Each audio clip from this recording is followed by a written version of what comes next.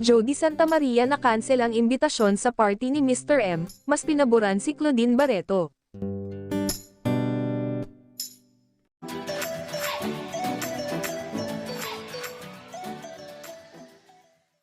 How true na kinansela raw ang invitation ni Jody Santamaria sa birthday tribute for Mr. Johnny Manahan or Mr. M dahil mas pinaboran daw si Claudine Barreto.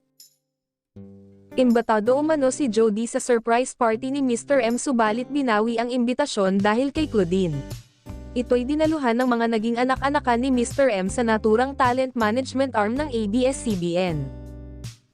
Inorganisa ng talent manager na si Karen Pascual at ilang malalapit na kaibigan ni Mr. M ang Night of 100 Stars, na ginanap sa Marriott Hotel kung saan dumalo ang original talents ng Star Magic. Ichinika ito ni OG Diaz sa kanyang Showbiz Update.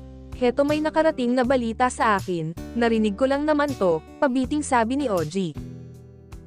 "Nabalitaan ko lang naman na invited pala itong si Jody Santamaria," saad ni OG. "Oo, alaga rin siya ni Mr. M, di ba?" Balik tanong ni Mamaloy.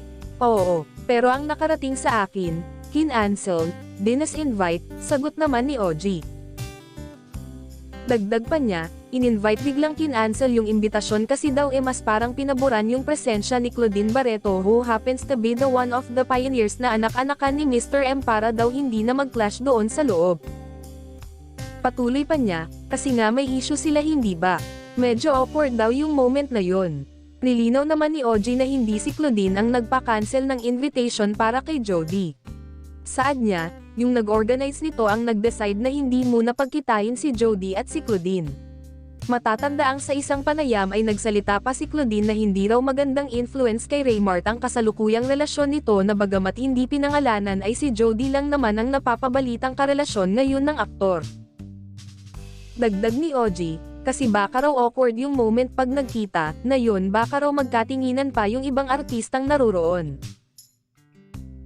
Anyway, isa si Jody sa maituturing na pioneer ng Star Magic na itinatag noong 1992 na dating ABS-CBN Talent Center at kasama ang aktres sa teen drama series na Tabing Ilog, na nagsimula noong 1999 at nagtapos ng 2003. Pero syempre si Claudine ang kauna-unahang talent ng Star Magic kaya maituturing na mas senior ang aktres sa lahat kasama na si Jody. Well, ano kaya ang masasabi tungkol dito nina Jody, Claudine at mga organizer ng event?